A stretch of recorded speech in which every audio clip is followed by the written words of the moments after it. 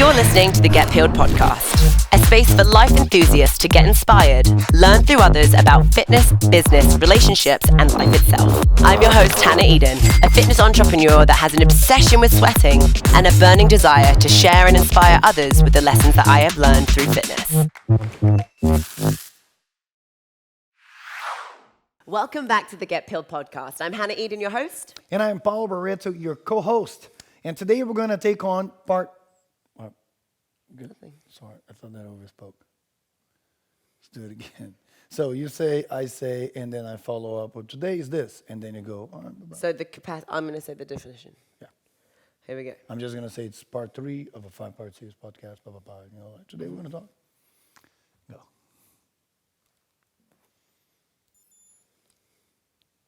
What's going on? Welcome back to the Get Peeled podcast. I'm Hannah Eden, your host. And I am Paulo Barreto, your co-host. And today is part 3 of a 5-part podcast series that we're releasing, talking all about our new program, Beyond.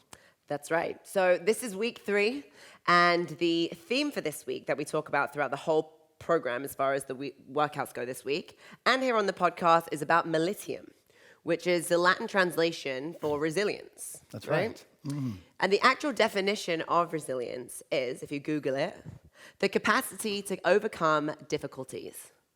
And then it says a semicolon, toughness. And I think that we can apply this to so many different realms in our life. And when it comes to our workouts, the workouts for me are a space that I feel that I build that toughness and that ability to overcome hard things. And then I can use that strength I build inside the gym to take outside with me. What do you think?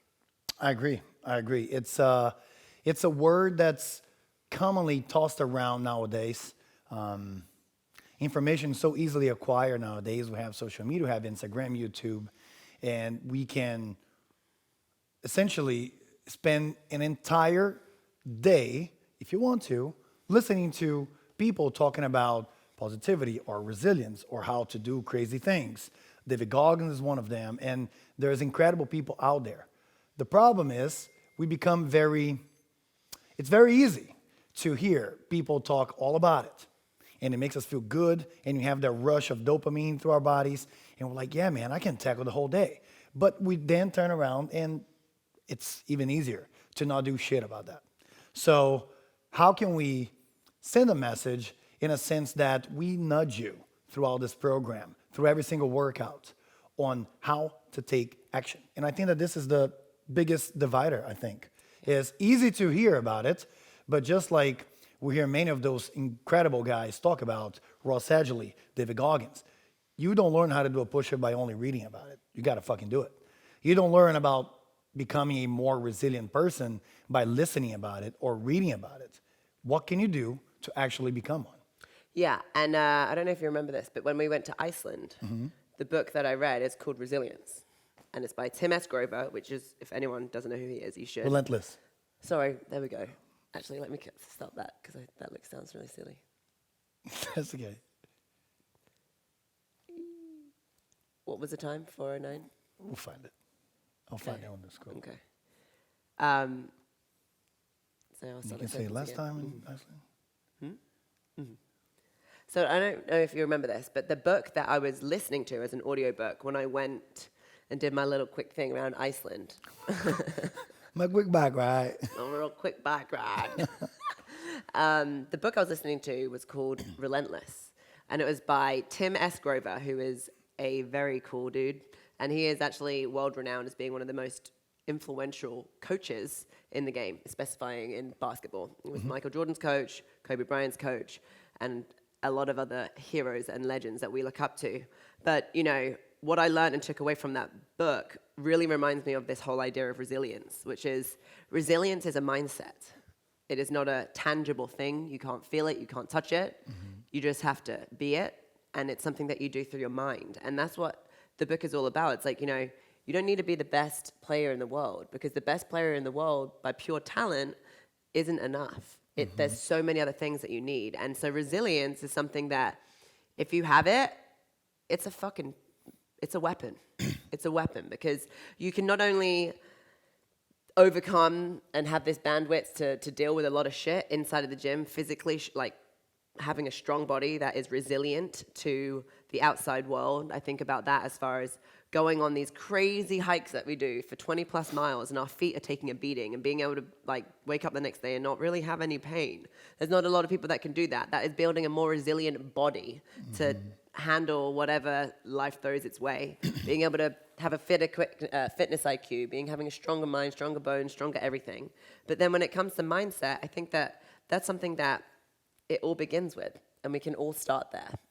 Yeah, I think that what you just said is the key to starting to untangle this whole idea, right? Because you said, oh, we do all of this, and then we work up the next day. And what happens? You just do it again. And then sometimes we're flawed by thinking that, oh, it's easy because you're a professional. It's easy because you're already good at it. But that's the whole catch.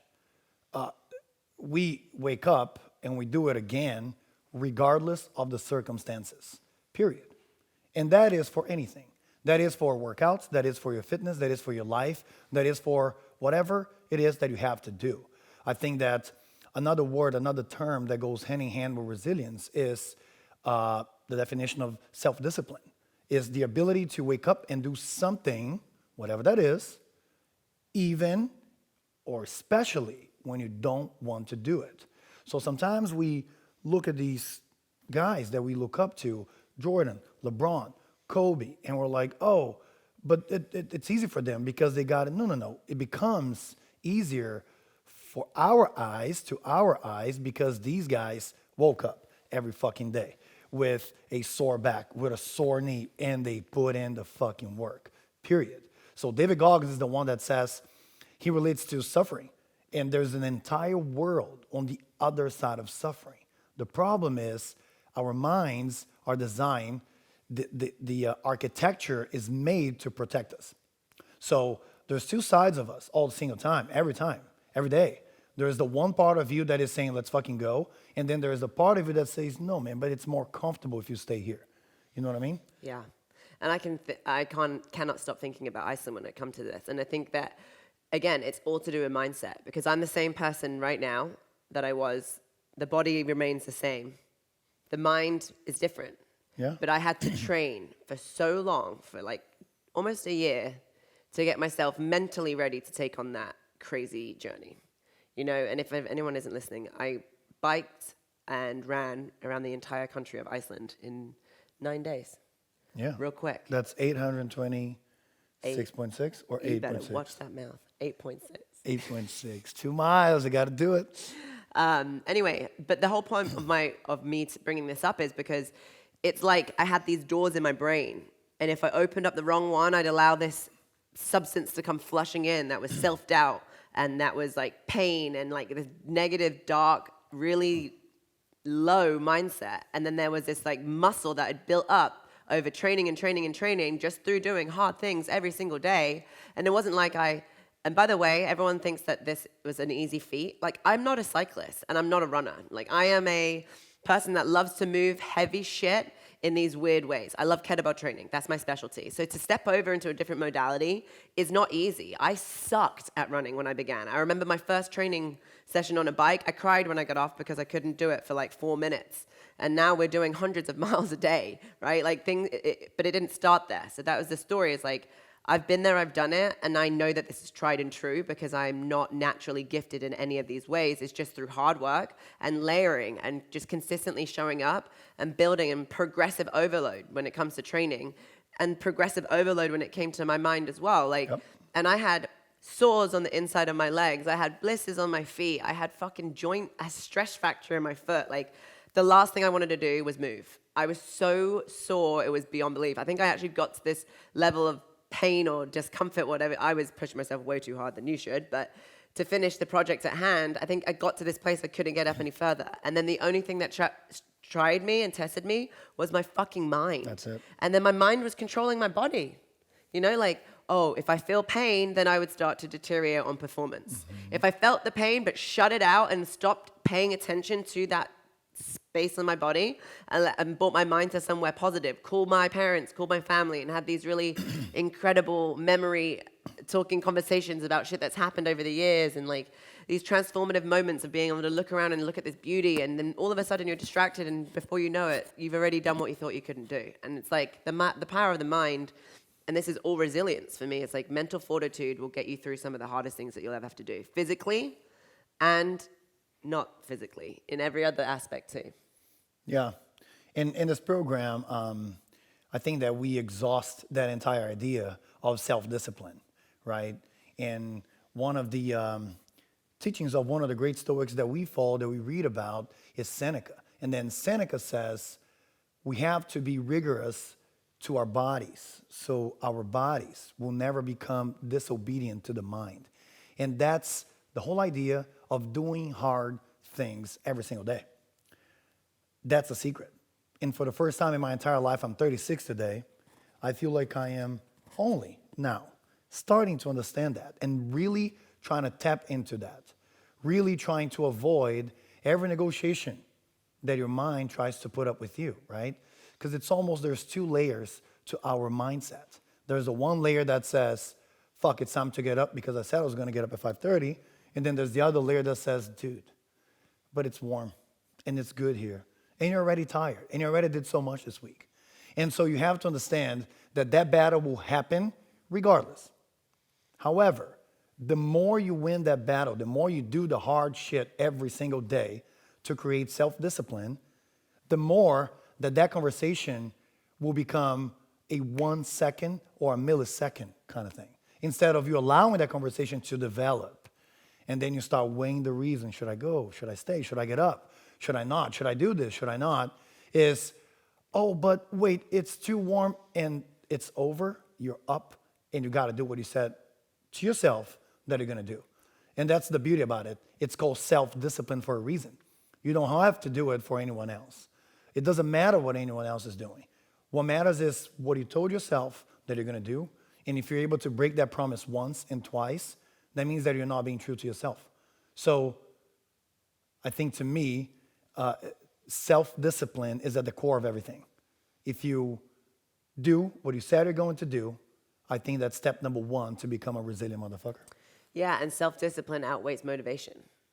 Oh, yeah. And I think absolutely. that's something that most people don't recognize. Like, in order to do something time after again, even if you love it for years on end, whether it be a job, be a parent, work out in the gym, whatever it may be, motivation isn't always at its peak. You're not always like, I cannot wait to mum today, or I cannot wait to get in the gym today. Mm-hmm. But you can activate and turn on and flip that switch of, I said I was going to fucking do it, so I'm going to do it. Yeah. No matter what that means. And I'm maybe tough on myself on that because I'm so terrified, aren't you, that the day that you say no once is the day that you continue to say no to yourself. Yeah. And do you go through seasons? Yeah. You're in summer right now. You're beaming. But it doesn't last forever. And whenever this time starts to get into winter, that's when you start to turn on a different mindset and go, all right, well, I know the value that all these things did for me when I was feeling good about it. So I'm going, why would I stop that now? You know? Yeah. And it doesn't have to be doing that thing with flying colors every single day, because that's not going to happen. It's about doing it, period. That's it. It's about showing up, right? What's the author of the book Atomic Habits again, babe? James Clear. Exactly. I was listening to a podcast with him, and he was telling about the 2-minute rule. Just fucking show up. Even if you show up for 2 minutes to the gym. Just show up. That's it. You did your deed. You said that you're going to show up, and you did it. Now, just make show sure up right. and try and fucking work out for 2 minutes. If you decide to stay for longer, then great. But if you don't, that's okay. I'm not saying go to the gym and work out for 2 hours. For 2 minutes, I'm sorry. All I'm trying to say is show up, and that's it. Yesterday was one of those days. Yesterday I woke up, I did my morning routine, get up, drink water, read, go to work out for myself, by myself, listening to my stuff every single day. And when I got to the office, you're like, oh, how was your workout? I'm like, I showed up. That's it. It wasn't one of the great ones. It wasn't my best workout, but fuck it, I showed up. And today, I had a much better day. And today, again, because it's been such a tough week for us, we've been, rolling, hustling and bustling all week long. It was one of those like, oof, should I press snooze again? Should I press snooze again? But then, well, I said no, showed up. And sometimes I press fucking snooze and I just sleep. You know? Oh, I'm not gonna lie. I love the whole speech around this snooze. Like, don't press snooze. Snooze is the killer. Snooze is the dream killer. I press snooze, and I have my heart out. And my heart out, it's what I try and stay with. Snooze still works for me. Maybe one day I'll be one of those that, no fucking snooze, let's go. But I'm not there right now, and it's fine. I'm totally cool with that. Yeah, man. Well, I think that's good. Yeah. Any closing thoughts? No, I just think that, oh, yeah, I guess so, yeah. Resilience is something that comes naturally to anyone. It's like a muscle, and you have to work at it. But the more you do it, the easier, harder things become. I agree. So this is part 3 of our 5-part series podcast. Next time that we meet, we're going to be talking about the Latin term is non ducor duco, which translates to I am not led, I lead. So if you want to be part of that one as well, make sure to join us again. We'll see you next time.